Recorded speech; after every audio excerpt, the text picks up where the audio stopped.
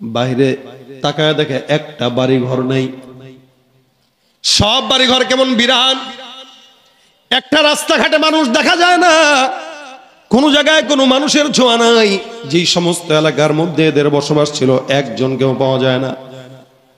আজীব অবস্থায় এলাকার সব মানুষরা ঘোরাঘুরি করে। বাইরে আমার হঠাৎ করে একজন বান্দা তাকায় দেখলো অনেক বানর দেখা যায়, কিছু শুয়োর দেখা যায়।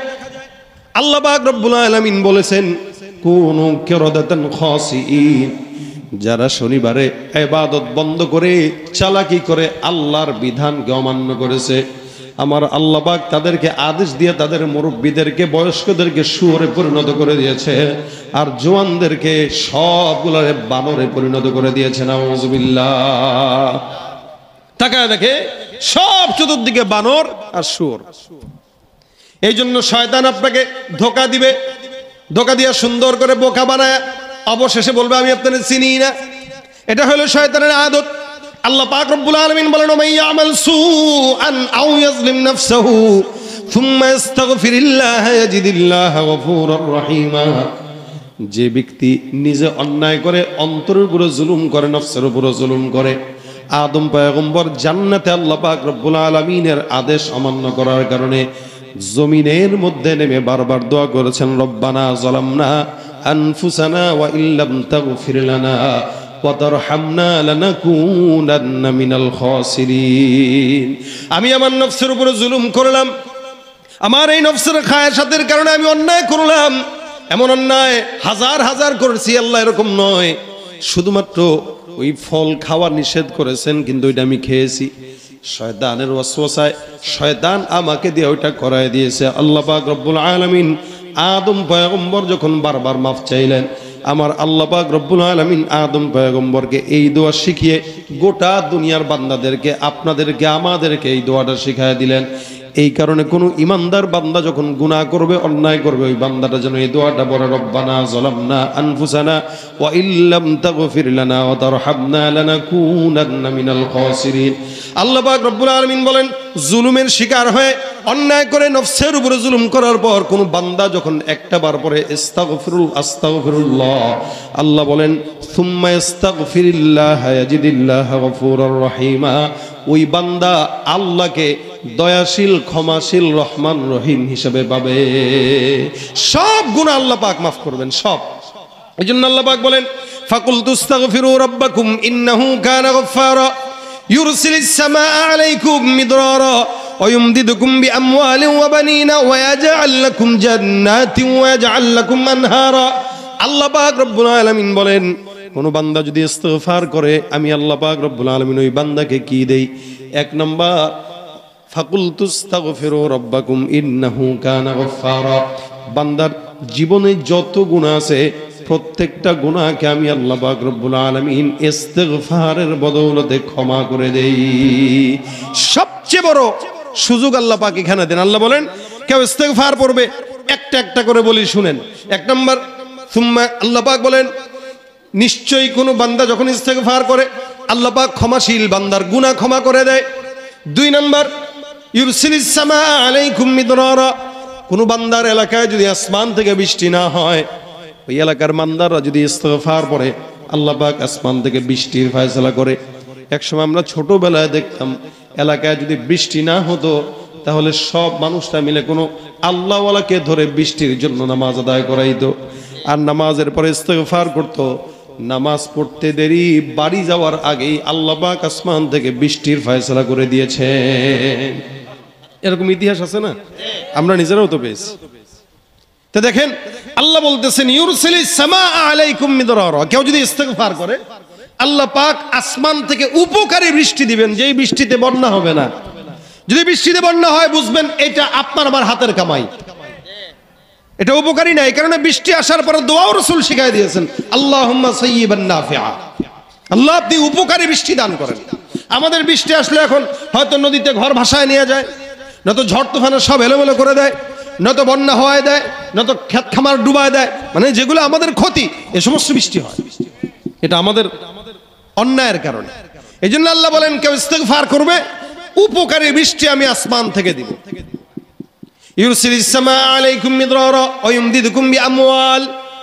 অনেকের আছে এখানে সম্পদে বরকত নাই, রিজিকে বরকত নাই, টাকা পয়সায় বরকত নাই, দোকানপাট চালান। দেখেন যারা ব্যবসা বাণিজ্য করেন, হাসান বসরি রহমতুল্লাহ আলাইহির কাছে এরকম একজন বান্দা আসছেন, এসে বারবার বলছেন হুজুর, একজন এসে বলে হুজুর আমার তো অনেক গুনাহ হয়ে গেছে, কি পড়লে আল্লাহ পাক ক্ষমা করবে, একটা আমল দেন।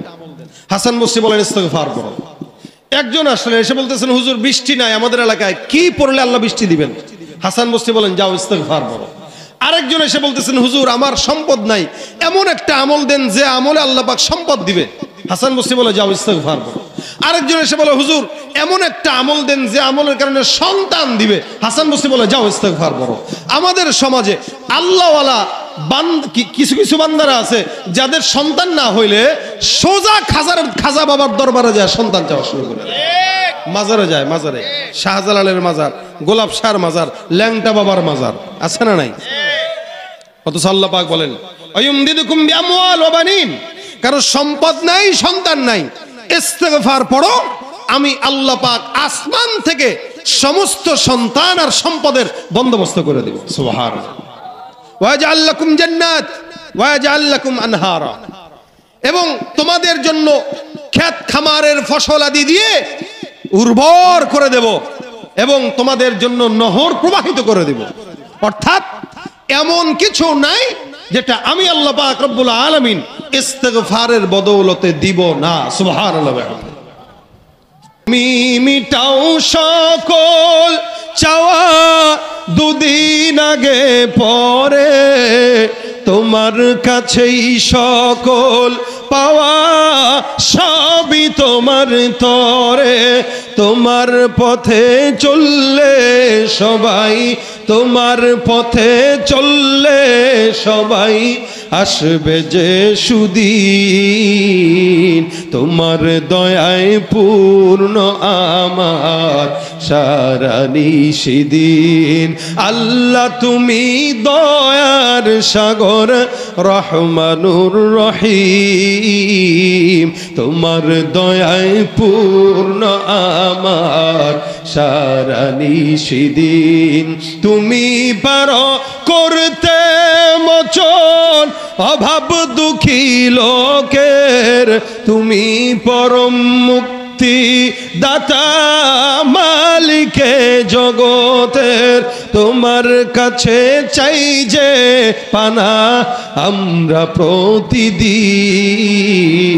তোমার দয়ায় পূর্ণ আমার সারা নিশিদিন।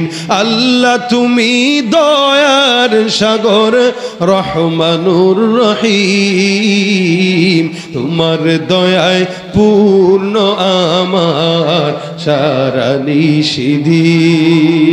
আল্লাহুম্মা সাল্লি আলা মুহাম্মাদিন ওয়া আলা আলি মুহাম্মাদ কামা সাল্লাইতা আলা ইব্রাহিম ওয়া আলা আলি ইব্রাহিম ইন্নাকা হামিদুম মাজিদ।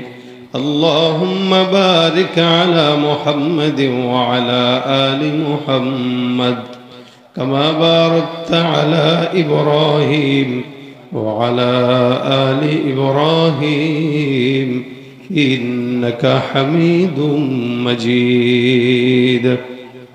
আলহামদুলিল্লাহ, আল্লাহ পাকের অশেষ মেহেরবানি।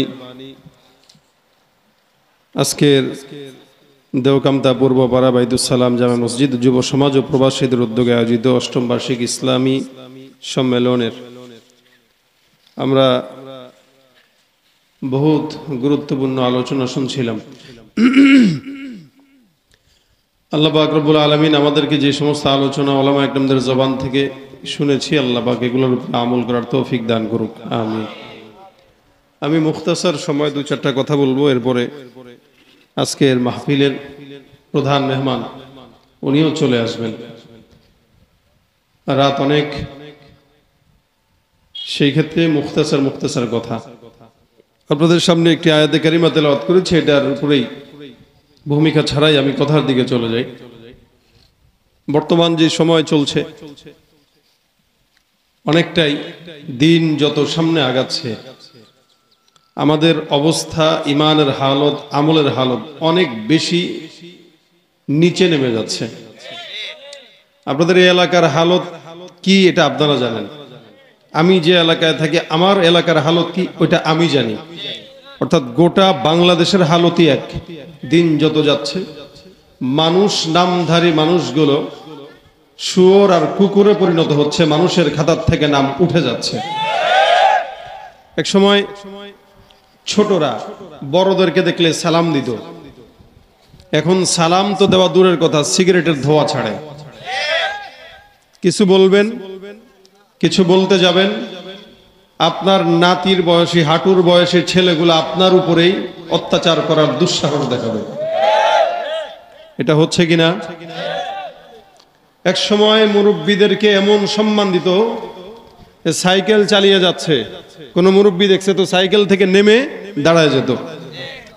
আরে উজানির মাটিতে এখনো আছে, আমি বিশ্বাস করি এটা, যে কোনো মাদ্রাসার ছেলেরা সাইকেল চালা যাচ্ছে, কোনো ওলামা একরাম দেখছেন, ওস্তাদ দেখছেন তো নেমে যায়।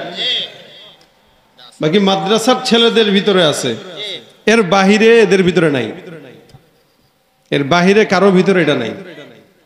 মাদ্রাসায় আছে, এখনো পর্যন্ত মাদ্রাসায় দ্বীনি এলেম শিক্ষা করানো হয় এই কারণে। কিন্তু অধিকাংশ দেখেন জায়গায় জায়গায় কিশোর গ্যাং নামে যেই গজব আমাদের দেশে নেমে আসছে, 8-10 বছর, কি বলে 10-12 বছর, 14 বছর থেকে 20 বছরের ছেলেগুলো এতটা উগ্র, আমরা নিজেরাও যখন ছোট ছিলাম আমরা ওই সময় দেখি না এগুলা। আর মুরব্বীদের হালত তো অনেক দূরের কথা, এখানে যারা অনেক মুরব্বী এদের অবস্থা তো আরো দূরের কথা, ওনারা তো কল্পনাও করে নাই, আমরা দেখি নাই, কিন্তু এখন আমরাও দেখতেছি, আপনারাও দেখতেছেন। আরে বাবাকেও ছাড়তেছে না, এতটা অন্যায়, অবিচার, পাপ এই সমাজের রন্ধ্রে রন্ধ্রে ঢুকে গেছে। যার কারণে যত মুসিবত, মা আসাবাকুম মিন মুসিবা ফাবিমা কাসাবাত আইদিকুম, যা কিছু আসছে আমাদের হাতের কামাই। করোনা চলে গিয়েছিল, আবারও নাকি আসছে, আমাদের হাতের কামাই।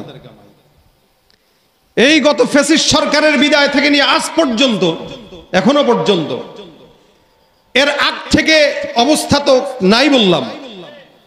আমাদের বাংলাদেশের মানুষ ফ্যাসিস্ট সরকারকে বিদায় করেছে দেশ শান্তির জন্যই তো নাকি? কিন্তু বলেন তো, চুরি, রাহাজানি, অন্যায়, সন্ত্রাসী, হত্যা বন্ধ হয়েছে? কোন শান্তির দেশে আমরা আছি?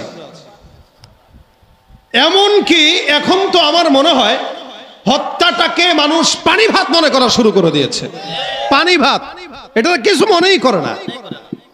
আরে কেন মারতেছে, কে মারতেছে, কে মরতেছে? যে মরছে সেও জানে না কেন মরতেছে, যে মারতেছে সেও জানে না কেন মারতেছে। নবী বলেন, আল কাতিল ওয়াল মাকতুল কিলাহুমা ফিন্নার। শেষ জামানায় একজন হত্যাকারী, আরেকজন হত্যা হবে, এই দুজনেই জাহান্নামে যাবে। নাউজুবিল্লাহ কইলেন না? যে হত্যা করবে সেও জাহান্নামে, যে হত্যা হবে সেও জাহান্নামে। আজীব হাল। আমাদের দেশে কেউ মারা গেলে আমরা কি বলি? তাদেরকে শহীদ বলি না? এমন কি রাজনীতি করতে গেছে, চুরি করতে যায় মরল কর শহীদ। আমাদের দেশে কেউ রাজনীতি করতে গেলে মরছে, নাম হইল অমুক ঘোষ, কাম অমুক ঘোষ, সে শাহাদাত বরণ করেছে। নাউজুবিল্লাহ। মানে শহীদ এটা গাছের পাতা হয়ে গেছে, যারা মন চায় তারা দিয়ে দিচ্ছে। অকাম করতে যায় ধরা খায় মরছে, সেও শহীদ। রাজনীতি করতে যায় মরছেন আর শহীদ বানায় দিছেন। কবরে যাওয়ার পরে শহীদের পুঙ্খানু অর্থ আল্লাহ পিটায় বুঝায় দিবে। এত সহজ না শহীদ হওয়া। ফিলিস্তিনের মুসলমানরা শহীদ, ফিলিস্তিনে যারা যুদ্ধ করে ইমানের জন্য এরা শহীদ। আপনি আমি ক্ষমতার মস্তর টিকানোর জন্য যুদ্ধ করি, গণতন্ত্রকে বাঁচানোর জন্য যুদ্ধ করি, এই মারা যাওয়ার পর শহীদ বলার কোন সুযোগ নাই, কোন সুযোগ নাই। বাস শহীদ বানায় দিচ্ছে। যারা যে কোনো বিশ্বের মুসলমান প্রান্তে, মুসলিমদের অধ্যুষিত এলাকায়, মুসলিম অধ্যুষিত এলাকায় ইমানের জন্য লড়াই করছে, আল্লাহর জন্য, ইসলামের জন্য, এরা লড়াই করতে যায় মারা যাওয়ার পরে তাদেরকে বলা হয় কি? তাদেরকে বলা হয় কি? এই শহীদদের ব্যাপারে আল্লাহ পাক বলেছেন, এরা মরতে দেরি তো বিনা হিসেবে জান্নাতে যেতে দেরি হবে না। জোরে বলেন সুবহানাল্লাহ। ভয় যারা করে তারা শহীদ হতে পারে। জোরে বলেন, ভয় যারা করে তারা শহীদ হতে পারে। যারা শহীদ হয় তারা ভয় করতে পারে না। এজন্য তারা জীবনের রক্ত এক বিন্দু থাকতেও মরণের আগ পর্যন্ত তারা ইসলামের জন্য লড়াই করে যায়। ঠিক কিনা জোরে কর। লড়াইয়ের ওই ময়দানেতে যেতে তোমাকে হবে, প্রয়োজনে সব রক্তটুকু জমিনেই ঢেলে দেবে। লড়াইয়ের ওই ময়দানেতে যেতে তোমাকে হবে, প্রয়োজনে সব রক্তটুকু জমিনেই ঢেলে দেবে। তবুও তোমায় লড়তেই হবে, মানিবে না পরাজয়। তবুও তোমায় লড়তেই হবে, মানিবে না পরাজয়। বিপ্লব মানে জীবন দেয়া বসে থাকা নয়, সে কোনো দিন আসবে না রে করো যদি ভয়। ঠিক কিনা? আসবে বিজয় রক্ত আর জীবনের বিনিময়, আসবে বিজয় রক্ত আর জীবনের বিনিময়। বিপ্লব মানে জীবন দেয়া বসে থাকা নয়, সে কোনো দিন আসবে না রে করো যদি ভয়। ঠিক কিনা? ভয় করব কাকে? জবান খুলে লিল্লাহে তাকবীর। এই ভয়ে করে যারা লড়াই করে মারা যায় তারা শহীদ। এছাড়া কোন্দলে মারা গেল, চুরি করে মারা গেল, প্রেমিকায় একজন প্রেমিক দুইজন, নাকি এটা নিয়ে মারামারি লাগেনি? কথা কয় না? লাগে। বউ একজন স্বামী দুইজন, মারামারি লাগারই কথা। রাসূল বলেন আল কাতিল ওয়াল মাকতুল কিলাহুমা ফিন্নার। এগুলো সব কোথায় যাবে? কথা কয় না? যে মরবে যে মারবে উভয়ে জাহান্নামে। সাহাবা একরাম বলেন ইয়া রাসূলুল্লাহ, এটা কি ধরনের কথা? যে মরবে ও তো মাজলুম, যে মারবে ও তো জালেম। জালেম জাহান্নামে যাবে এটা মানা যায়, মাজলুম জাহান্নামে যাবে কেমন হয়ে গেল? রাসূল বলেন শেষ জামানায় হালতটা হবে এরকম, যে মরবে এবং যে মারবে এরা কেউ জানবে না যে আমি যে ওরে মারতেছি কেন মারতেছি, আর ও নিজেও জানবে না যে আমি যে মরলাম কেন মরলাম। এই হালত বর্তমান সময়ের। যে মরছে সেও জানে না কেন মরছে, যে মারতেছে সেও জানে না কেন মারতেছে। বাজারে এক জায়গায় মারামারি লাগলো, কয় মার মার মার, এবার মারা শুরু করে দিচ্ছে। আরে ভাই তুমি মারলা কেন? কয় জানি না তো, ওই মারছে দেখে আমিও মারছি। হয় কিনা? এ মারছে দেখে আমিও মারছি। বাস এটা হইল উভয় পক্ষ জাহান্নামে যাওয়ার কারণ। এই যত মুসিবত আসতেছে সব আমাদের হাতের কামাই। আমাদের আরো আযাব আসবে। করোনা একবার গিয়েছিল, আবার আসছে। আল্লাহ পাক জানে এর বাহিরে আরো কত আযাব আমাদের জন্য অপেক্ষা করতেছে। এখন প্রত্যেকটা ঘরে ঘরে দেখবেন অসুস্থতা। আপনি দেখেন খেয়াল করে, আপনার ঘরের বিবি, আপনার সন্তান, আপনার মা, আপনার বাবা সারা বছর অসুস্থতা লেগে আছে। আরে আজীব অবস্থা। টাকা ওষুধ খেয়ে খেয়ে টাকা শেষ করতেছে, এছাড়া ঘরে আর বরকত হয় না। অনেক মানুষ আছে আরে বরকত কেমনে হবে, সারা বছর ওষুধ খাওয়া লাগে। যা কামাইতেছে ওষুধের পিছনে খরচ, ওষুধের এত অসুস্থতা সারাটা বছর। এগুলো আমাদের হাতের কামাই ভাই, আমাদের হাতের কামাইয়ের কারণে আমাদের উপর আযাব নেমে আসে, গজব নেমে আসে। এই জন্য আল্লাহ পাক রব্বুল আলামিন বলেন স্বাভাবিকভাবে জীবন চলতে গেলে বান্দার গুনাহ এবং নেক উভয়ে একসঙ্গে শামিল হয়ে বান্দা করবে। গুনাহ এখানে করে না এরকম কেউ আছেন কি? আমাদের পীর সাহেব হুজুর বয়ান করে গেছেন, পীর সাহেব হুজুর নিজেও কিন্তু বলেন নাই যে আমি গুনাহ করি নাই কোনোদিন। উনি নিজেও বলছে আমরা আল্লাহর কাছে কি চাই? ক্ষমা চাই, পানা চাই। তার মানে পীরের পীর, পীরের পীর, পীর পীর করে যত বড় পীর হোক, এই দুনিয়াতে প্রত্যেকটা মানুষের কম আর বেশ গুনাহ আছে। এরপরেও আমরা আরেকজনের গুনাহ নিয়ে টানাটানি করতে পছন্দ করি, নিজের গুনাহের অভাব নাই। আমার গুনাহের দিকে আমি তাকাই না। কেউ যদি নিজের গুনাহের দিকে তাকায়, সে অন্যের গীবত করতে পারে না, সে অন্যের দোষ ধরতে পারে না।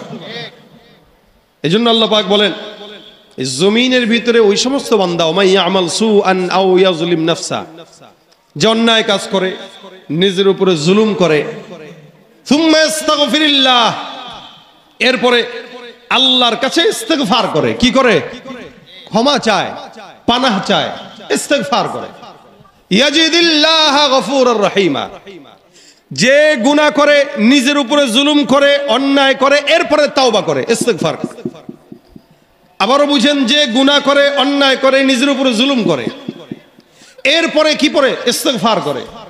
আল্লাহ বলেন ইয়াজিদিল্লাহ গফুরুর রহিমা, সে আল্লাহ পাককে কিয়ামতের ময়দানে এবং দুনিয়াতে ক্ষমাশীল হিসেবে পেয়ে যাবে। সুবহানাল্লাহ, ক্ষমাশীল হিসেবে পাবে আল্লাহ। তার মানে যত গুনাহ থাকবে অতীতে ছিল, আল্লাহ পাক নিজ গুণে ক্ষমা করে ঘোষণা দিয়েছেন রাদিয়াল্লাহু আনহুম ওয়া রাদু আনহু। আল্লাহও তাদের উপরে সন্তুষ্ট, তারাও আল্লাহ পাকের উপরে। সুবহানাল্লাহ ওয়া বিহামদি। কত বড় কথা, আল্লাহও খুশি তারাও খুশি। সুবহানাল্লাহ ওয়া বিহামদি। এই কথা কি আল্লাহ পাক আমাদের উপরে দিয়েছেন? আমাদের জন্য বলেছেন? সাহাবীদের জন্য বলেছেন। নবী করিম সাল্লাল্লাহু আলাইহি ওয়াসাল্লাম বলেন সাহাবীদের পরে আরেক দল লোক আছে যাদেরকে বলা হয় তাবেঈ, যারা সাহাবীদেরকে নিজের চোখে ঈমানের সাথে দেখেছেন। নবীকে দেখে নাই, সাহাবীদেরকে দেখেছেন। রাসূল বলেন আল্লাহ পাক এই তাবেঈদেরকেও মাফ করে দিয়েছেন। সুবহানাল্লাহ। এজন্য আল্লাহ নবী বলেন খায়রু উম্মতি করনি সুম্মাল্লাযীনা ইয়ালুনাহুম সুম্মাল্লাযীনা ইয়ালুনাহুম।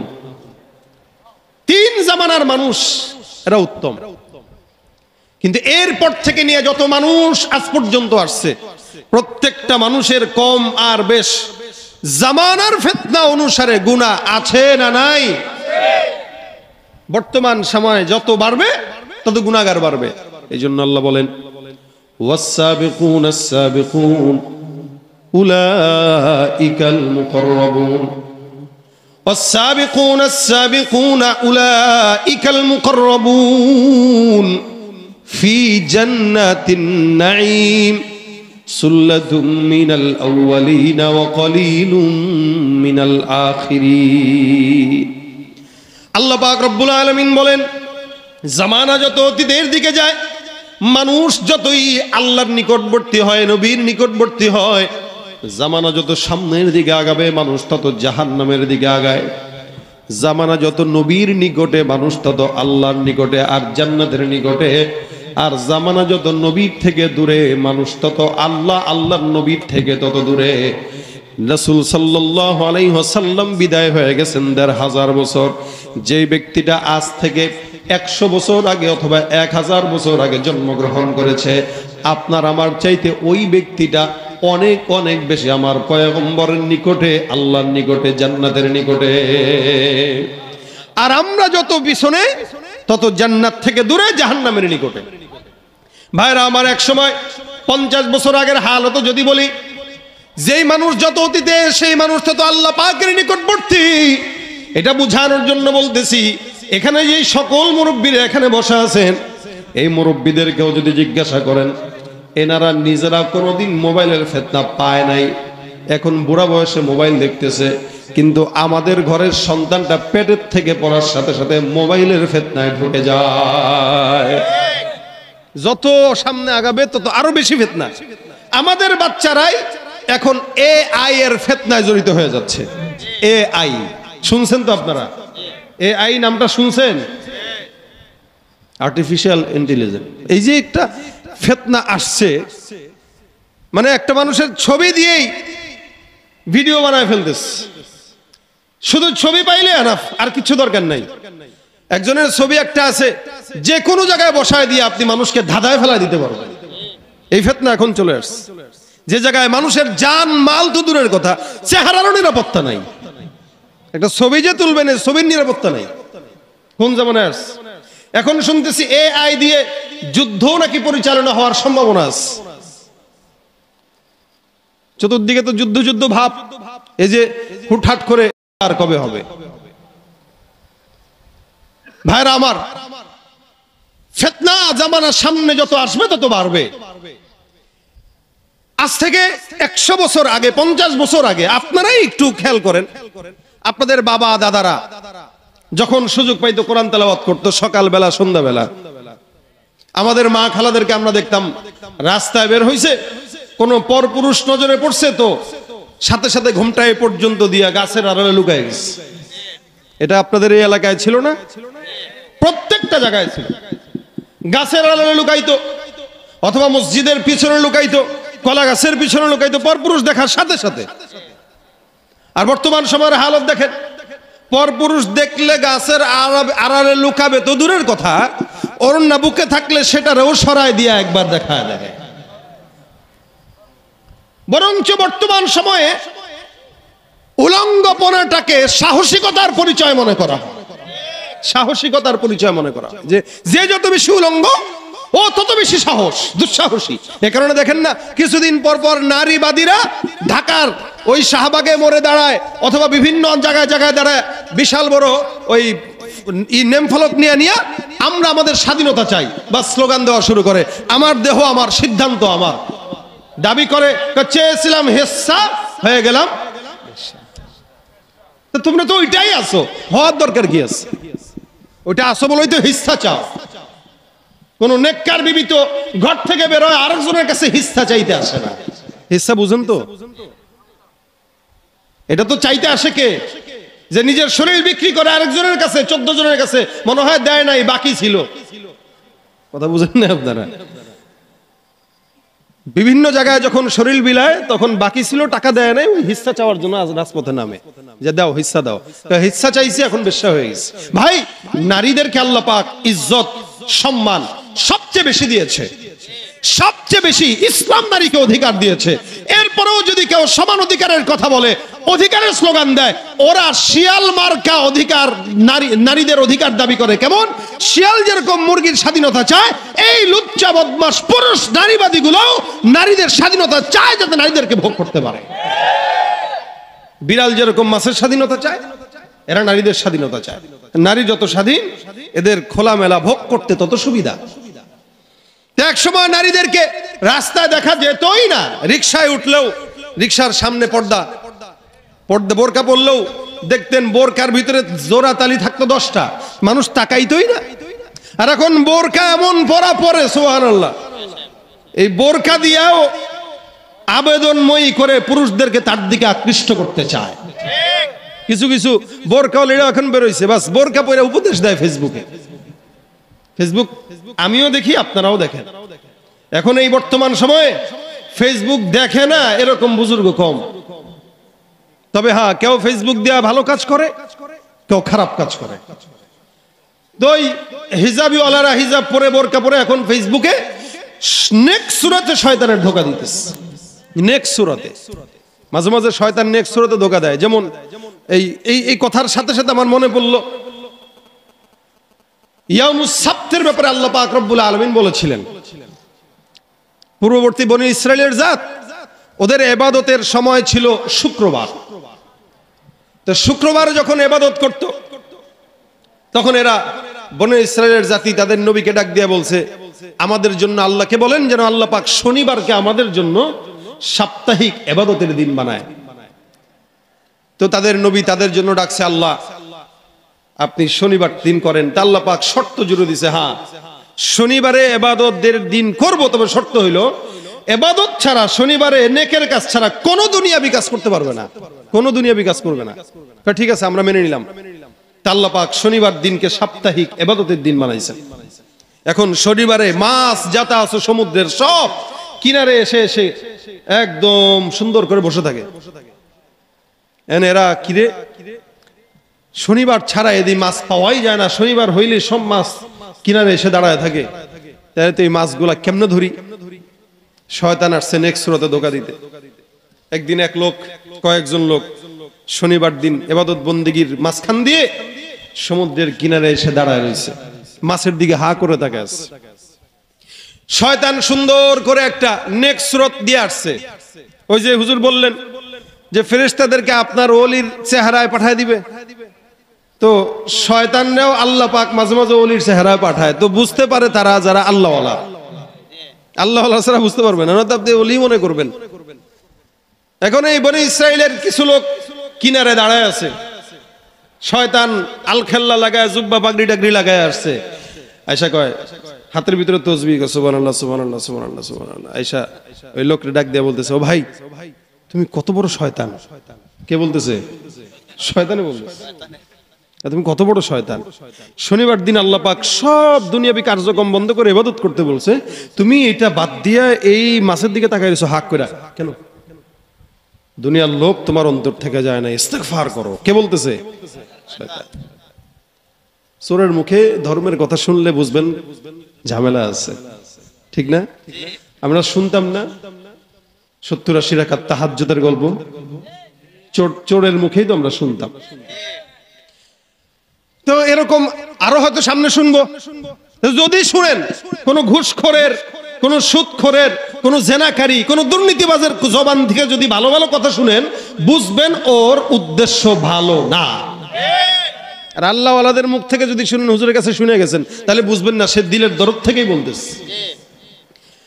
শয়তান ডাক দিয়া কয়, বেটা ইস্তেগফার কর, আল্লাহ পাক বলছে ইবাদত করতে, তুই এখানে এসেছিস মাছের দিকে তাকায় আছিস কেন? কয় মাছগুলা শনিবার ছাড়া কিনারে আসেই না, ধরতেও পারি না। কই যায়? কই যে যায়? না না না, তোমাদের উচিত হচ্ছে না মাছের দিকে তাকানো, এটা দুনিয়া, চলে যাও। আচ্ছা, মাছগুলা কেমনে ধরা যায় বলেন তো, আমরা তো পাই না, সপ্তাহে কিভাবে খাবো? এখন শয়তান নেক্সট রাতে বলতেছে, আচ্ছা তোমাদের তো ইবাদত বন্দেগীতে মন ভালোই আছে, যার কারণে এখনো পর্যন্ত আল্লাহ বলার পর থেকে শনিবারে তোমরা কোনোদিন মাছ ধরো নাই। বলে না।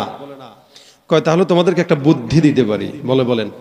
শয়তান বুদ্ধি দিতেছে, একটা কাজ করবা। বলে কি কাজ? কয় এই যে সমুদ্রের সাথে একটা গর্ত করো, এই গর্তটা করে আরেকটু দূরে ছোট্ট একটা গর্ত করে ফেলবা, মানে একটা রাস্তা করবা আর একটা গর্ত করবা। তার সমুদ্রের কিনারের মাছগুলো ওই রাস্তা দিয়ে এসে ওই গর্তের ভিতরে আটকাবে, ওরা ওখানে থাকবে। তোমরা কি করবা? সুন্দর করে শনিবারের দিন যাওয়ার পরে, আল্লাহ তো বলছে শনিবারে কোনো মাছ না ধরতে। বলে হ্যাঁ, তুমি তো মাছ ধরতেছো না। বলে না। তো মাছগুলা যখন ওদিকে চলে যাবে তখন তোমরা এই জায়গাটা বাদ দিয়ে দিবা। তাইলে হইলো কি, মাছগুলো তো ওখানেই আছে, তোমরা তো ধরো নাই।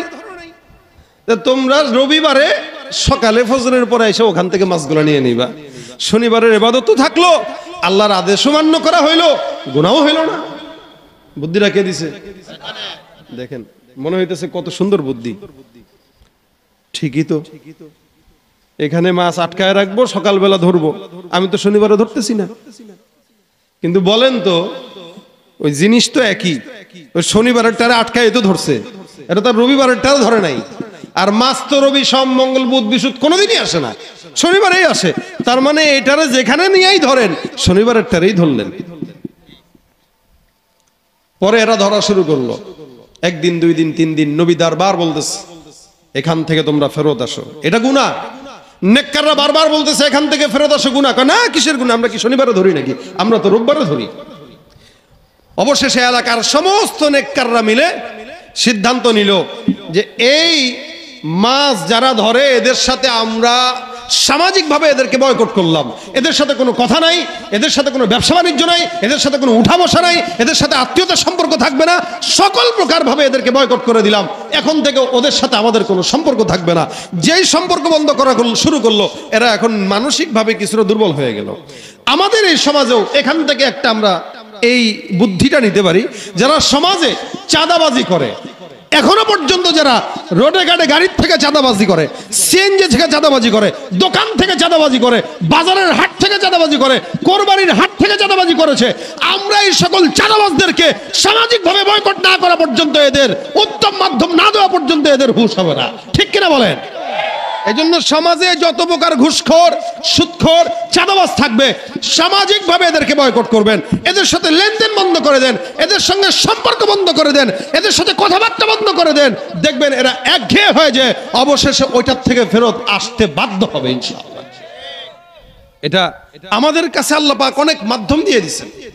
এরা যখন আস্তে আস্তে এদের সাথে সম্পর্ক বয়কট করে দিল, আল্লাহ পাক রব্বুল আলামিনের এই বান্দারা অনেকদিন পরে এবার নামলো। হঠাৎ করে একদিন সকালবেলা এলাকায় ঘুরতেছে, আজীব হাল। বাইরে তাকায় দেখে একটা বাড়ি ঘর নাই, সব বাড়ি ঘর কেমন বিরান। একটা রাস্তাঘাটে মানুষ দেখা যায় না, কোন জায়গায় কোনো মানুষের ছোঁয়া নাই। যেই সমস্ত এলাকার মধ্যে এদের বসবাস ছিল, একজনকেও পাওয়া যায় না। আজীব অবস্থায় এলাকার সব মানুষরা ঘোরাঘুরি করে। বাইরে আমার হঠাৎ করে একজন বান্দা তাকায় দেখলো অনেক বানর দেখা যায়, কিছু শুয়োর দেখা যায়। আল্লাহ পাক রব্বুল আলামিন বলেছেন, কুনু কিরাদাতান খাসিইন, যারা শনিবারে ইবাদত বন্ধ করে চালাকি করে আল্লাহর বিধানকে অমান্য করেছে, আমার আল্লাহ পাক তাদেরকে আদেশ দিয়ে তাদের মুরব্বীদেরকে বয়স্কদেরকে শুয়োরে পরিণত করে দিয়েছে, আর জওয়ানদেরকে সবগুলোরে বানরে পরিণত করে দিয়েছে। নাউযুবিল্লাহ। তাকায় দেখে সব চতুর্দিকে বানর আর শুয়োর।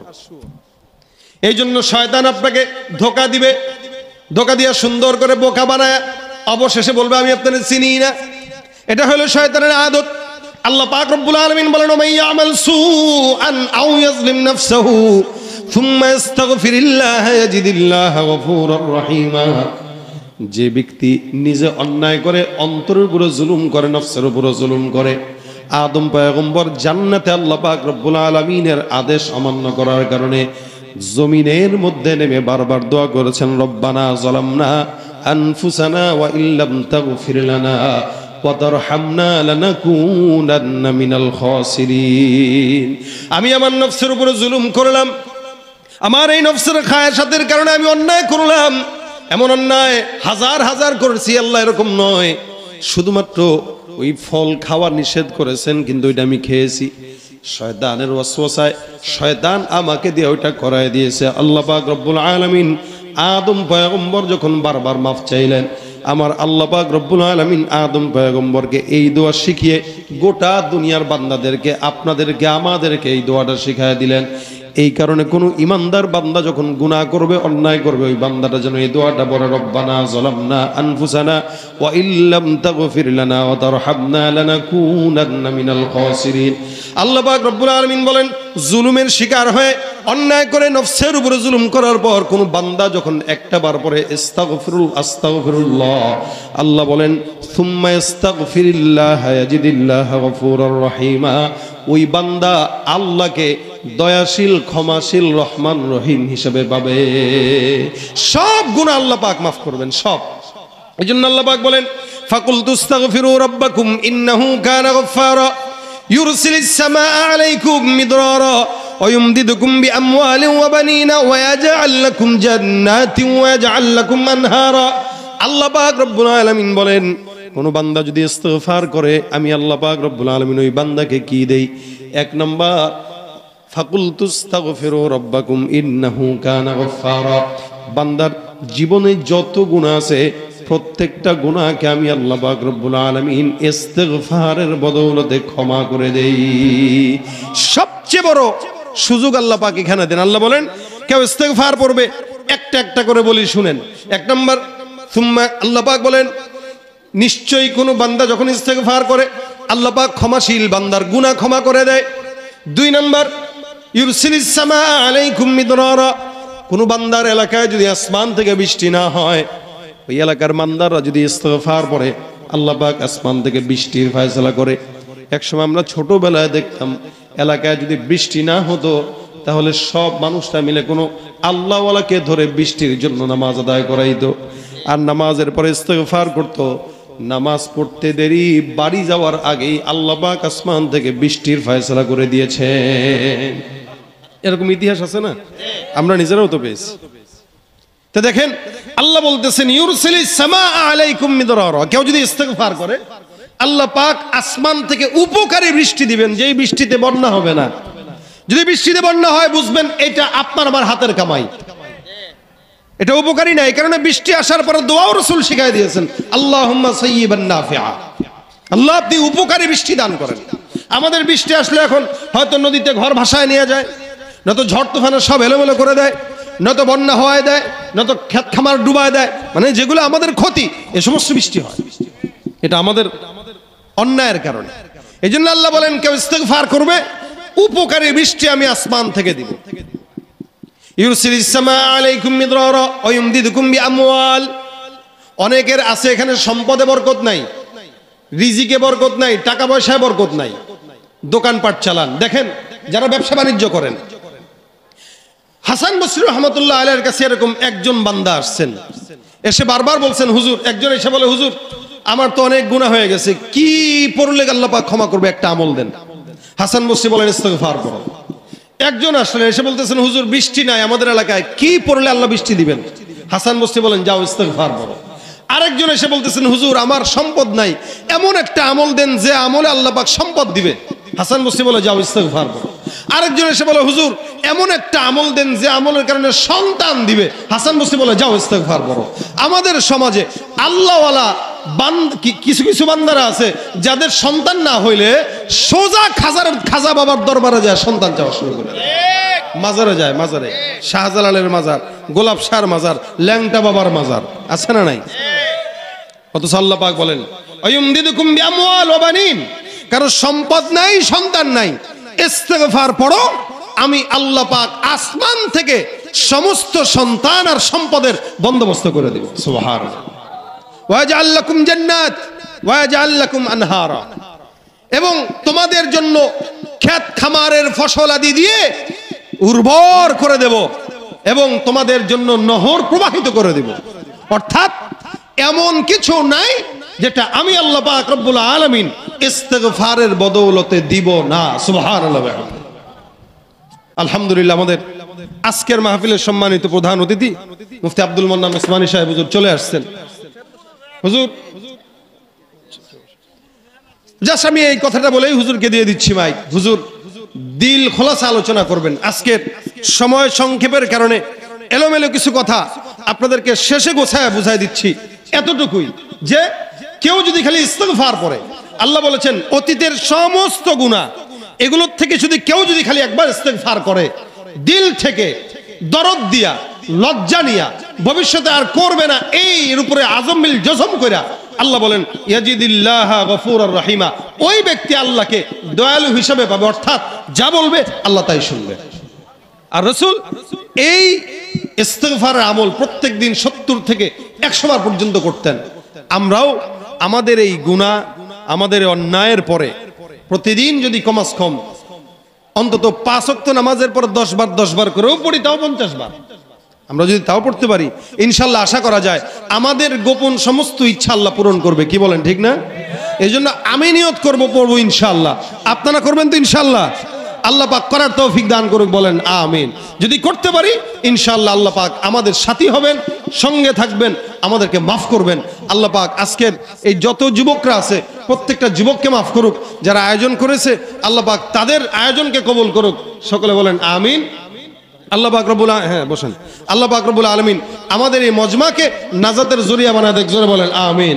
তুমি মিটাও সকল চাওয়া দুদিন আগে পরে, তোমার কাছেই সকল পাওয়া সবই তোমার তরে, তোমার পথে চললে সবাই, তোমার পথে চললে সবাই আসবে যে সুদিন, তোমার দয়ায় পূর্ণ আমার সারা নিশিদিন। আল্লাহ তুমি দয়ার সাগর রহমানুর রহিম, তোমার দয়ায় পূর্ণ আমার সারা নিশিদিন। তুমি পারো করতে মোচন অভাব দুঃখী লোকের, তুমি পরম মুক্তি দাতা মালিকে জগতের, তোমার কাছে চাই যে পানা আমরা প্রতিদিন, তোমার দয়ায় পূর্ণ আমার সারা নিশিদিন। আল্লাহ তুমি দয়ার সাগর রহমানুর রহিম, তোমার দয়ায় পূর্ণ আমার সারা নিশিদিন। আসসালামু আলাইকুম ওয়া রাহমাতুল্লাহি ওয়া বারাকাতুহু।